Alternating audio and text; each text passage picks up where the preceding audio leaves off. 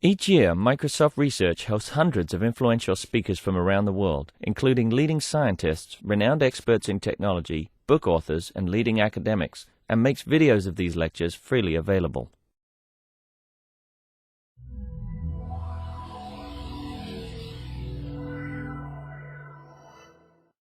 I am really engaged in hearing about what people are thinking about, and I realize that my horizons are very narrow compared to a lot of the horizons that people have here. So I hope that you don't mind. I do have a narrow commercial view since I'm part of the Windows group, and I'm actually driving the products at Microsoft to ship actually Vista in the next coming weeks, months, as we go forward. So maybe it's not the MSR, sort of the research view, but it is a product view. Very specifically, my topic was, what do CSOs think about, in this case, the edge? And so I'm just going to give you a brief overview, because I'm going to tell you how my thinking has evolved, and it has evolved very rapidly over the last 2 years. And some of you may say, well, Mark, it's great that you're finally catching up with the rest of us. We've been thinking this for the last 15 years and written papers about it. How come you didn't read any of these? Well, here's your opportunity to disabuse me of that and get me more informed. So, the trends I think are pretty straightforward, but these are the things I see affecting people, which is basically a lot of functionality is being consolidated, but mostly at the branch and at the edge. But what's happening is inside the company we see just the opposite, which is more appliances and more single-purpose appliances. And so IT administrators have more things to manage on the wire, more firewalls, more interior firewalls, more packet inspection engines. All these kinds of things are going on. So even though at the branch we've seen, basically VPNs and firewalls consolidate with UTMs, sort of threat management devices, inside the company there's actually more. And this has actually created a huge problem for them. The second part is mobility, and this is a pretty obvious one, but the implications for most people are that the kind of computers that people are using are not the usual, what we think of as Microsoft domain-joined machines. This is kind of our mantra, which is everything, of course, is domain-joined, and so therefore you don't have to worry because group policy will configure all these machines. We realize now with mobility that a lot of these machines are either your sister's machine when you went over to your sister's house. They could be in the Jericho Forum kind of sense. They could be your personal machine that's not domain-joined, because that apparently saves people tons of money, right? So we acknowledge that. It could be a PDA that does not accept group policy, and so on. So there's many more devices here that are driving this boundary to go forward. And the last part is these trust boundaries. Like, really the title of this whole thing is, what edge, right? Because I think we all we quite draw this little line here, but here at Microsoft, inside that line, the firewall line, we have something like 30,000 people inside that line, guests, consultants, right, contractors, who are inside our borders, not just outside our borders. We have visitors every day, long-term visitors that come to visit us. So this whole concept of edge, I think, has become so blurred that I think most people probably say, we really don't have very much of an edge. And I think that's drawn us to start to think about how do we do some things different. Now, the last point I'm going to talk about here, which is I'm also one of the drivers for a product feature that's coming out in Longhorn Server in Vista called Network Access Protection. And so we did go through a whole process of defining these requirements and going through and talking with and actually implementing it with MSIT. And the reason I'm talking to you about this is because it's probably evolved more my thinking about this edge process than anything else. So I'm just reflecting on this about how I got input, and then you can tell me more about, well, Mark, once again, you should have gotten that long time ago. So I just want to leave this here, which is the edge itself, I think, has kind of dissolved as we move forward. But I'm not going to dwell on that because I think that's fairly common information. I'm going to talk now just in terms of how my thinking has evolved. And, in our little group where we talked about isolation, I think you broadened my horizons of what isolation is, which is a good thing for me. And you might say, once again, it's about time. But, in isolation is really about, from network access protection, it's about making sure that machines are in the right state before you give them access to the network and network resources. And that's really kind of simplified at the end of the day. And so what we have is on the client, we have a way of detecting your health state. We have a way of getting into the network infrastructure, and to make it simple, let's say it's 802.1x to a network switch or wireless. We use Radius, our Radius server. It could be other people's Radius server to be the control point on the network. And we use, in this case, Active Directory as the policy store. That's basically the elements that we have in NAP as we've gone forward. And as we started to implement this, we have been working with a number of network vendors to say, well, then how do you enforce this? And over time, it's really started to abstract this into 2 layers, which is there's a layer on top which says, what is your health state? Who are you? To authenticate and authorize you. And then there's the actual infrastructure itself, which I call the enforcement, the network side, which is how do I make sure that now that I decide what you're allowed to do, how do I enforce that? So that could be a VLAN at a switch port. It could be a VLAN at a wireless network. It could be a firewall ACL. It could be many different things. But I think the evolution is these two things are starting to peel apart. And you might say, well, that's kind of obvious. But for me, it was kind of an evolution to say, I used to think of this thing as one continuous flow that I showed you earlier. But now I'm starting to say, it looks like these two things are starting to separate. And up above, we have this kind of control plane that's saying now health and identity. Who are you? What's your health state? And then I'll program the network to say, what are you allowed to do? And this is actually the way that we work with a lot of the networking vendors in terms of we push the ACLs down to the networking vendors and say, okay, open up that VLAN, allow that person onto the network as they go forward. One of the things that actually helped in this evolution, and I heard a little bit of this earlier, is as we started to implement this, and this is a pure implementation idea, is people started to say, well, Mark, now I kind of get it. You're going to say this client has to be in a certain health state, and if it's not, you're going to push down patches, or you're going to push down antivirus signatures, or you're going to do other things to that client. But how do I know that that client's actually in that state? So there were some questions earlier today about how do I monitor this device on the network? So this is actually a real-time improvement we made with the MOM team. You heard from Creel earlier, and Ashwin is here as well. We've been working very closely, which is let's put a MOM pack, which generally has been reserved for servers, onto the client. So one of the things we're going to be doing here at Microsoft as we roll out NAP, we're going to put 20,000 client MOM packs out there, and the goal is to go to 240,000 clients. And this will start to give you that isness piece, which is what's the real state of the client versus the desired state. So we actually will start to have a closed loop now of saying, maybe I'm the only one in the room, but what is a MOM? Okay, a MOM pack is simply an agent that sits on whatever server, whatever desktop, and it is programmed by the actual developer, so like in our case, be NAP, to say these are the events we should be monitoring for. Let's say you tried 3 times to authenticate, it didn't work. Let's call an event, and you can send an alert up the network, or you can store it and forward it later on if you don't have connectivity. How do you know it's not running in a virtualized environment? You don't. So it's a very good question. And in terms of, and I'll address it somewhat obliquely, would say, you notice that our agent is called the quarantine agent. Some folks have what they call a trust agent on the desktop. We don't call that a trust agent because we don't think it rises to the level of a trust agent at this point. However, there's enough kind of controls here, and especially in domain joined systems, that we think there is a certain level of trust. There is a question. We'll tell you that in our next version, as we come out and as we move forward, we will be moving toward most likely some form of a VM anchored by a TPM processor, or some sort of trusted processor to anchor the actual trust model on the client side. But at this point, I agree with you. It's just like anything on a programmable endpoint today. The question is, how do you basically attest to what's actually going on there? And I'm not going to say that it's secure. So we don't use the word security. We don't. That's a very deliberate choice. We were like very careful. We thought about it a really long time. Should we use the word security?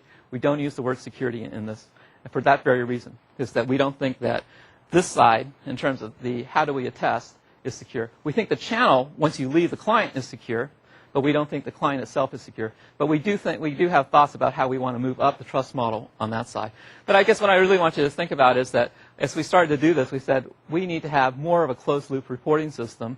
We have a way to basically take and reconfigure the client on the fly before you give access, and now we have a way to report on an ongoing basis.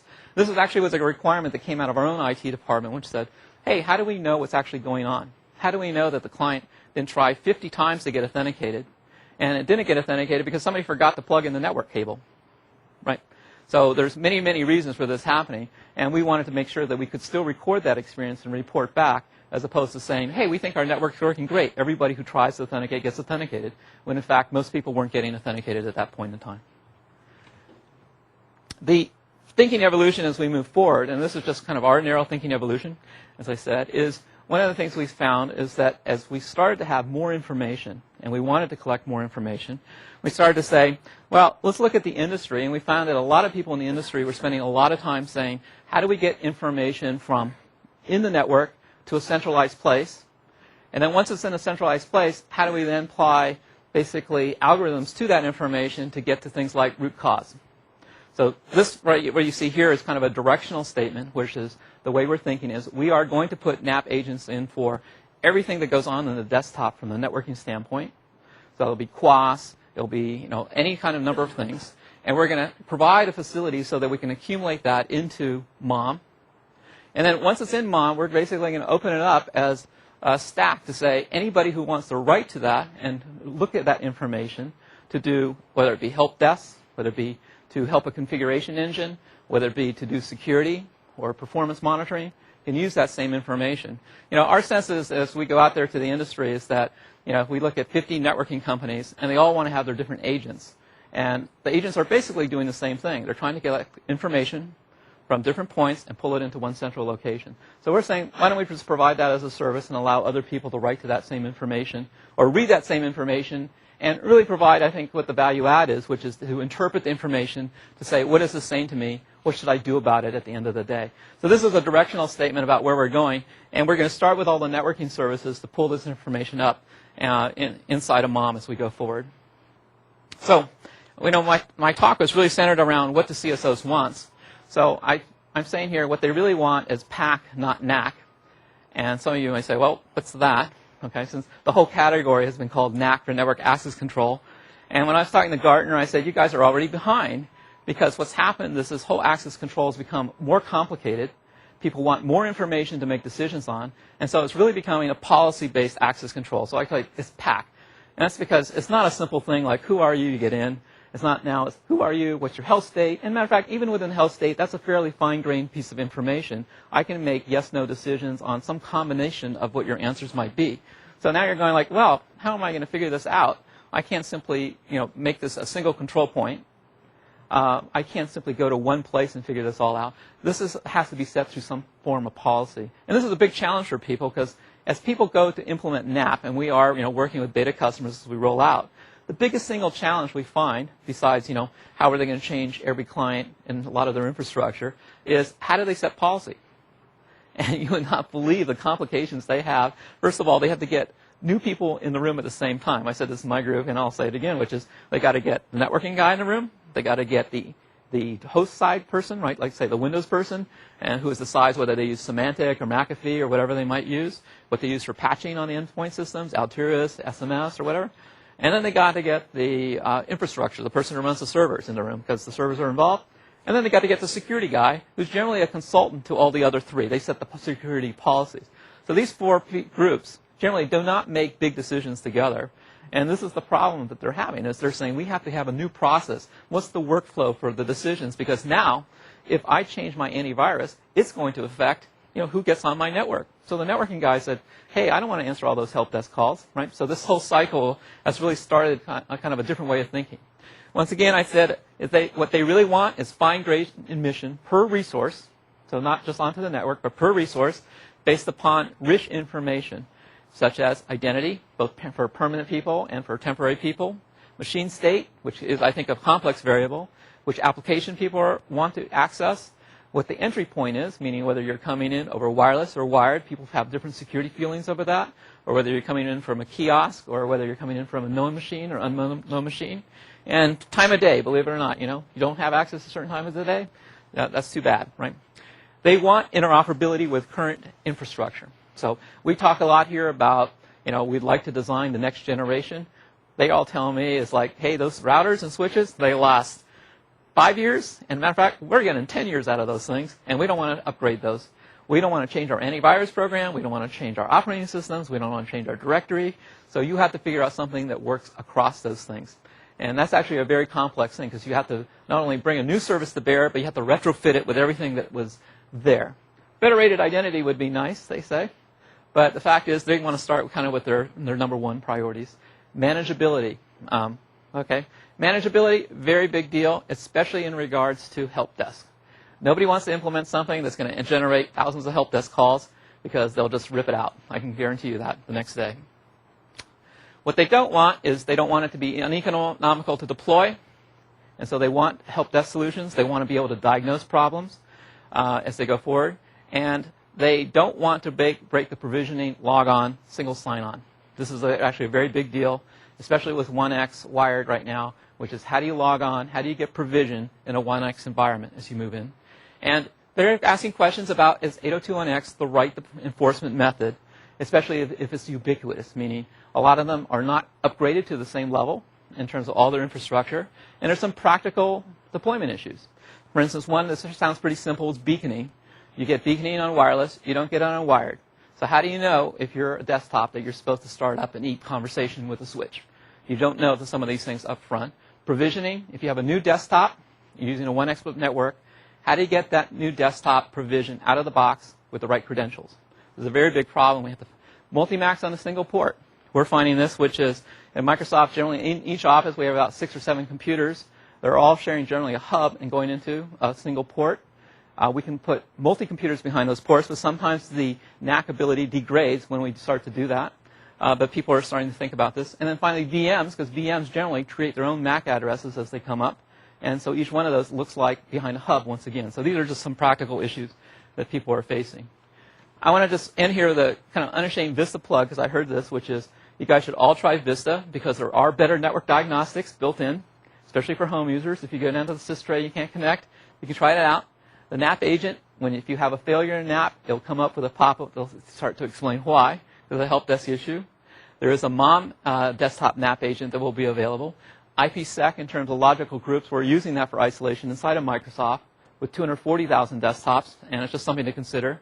There is a new IP stack in Vista, which if you're not looking at, you better look at it because it's going to change your networking. Because, for instance, we are getting huge throughput on the new stack. We're seeing something on the order of 80 megabytes per second on the new stack, where we used to see 20 and sometimes 15. So a single computer will fill up a 100 meg port. So just be ready for that. As one computer in the past, you could put 5 on and pretty much be sure that you would never fill up the port. You're going to see something different as you move forward here. And IP offload, 10 gig was just announced, I think. And IPv6, some of you may know, is that an IPv6 is on by default now as you go to Vista. So I'm just end it there. It's a little bit on what we're doing in terms of networking. Thanks.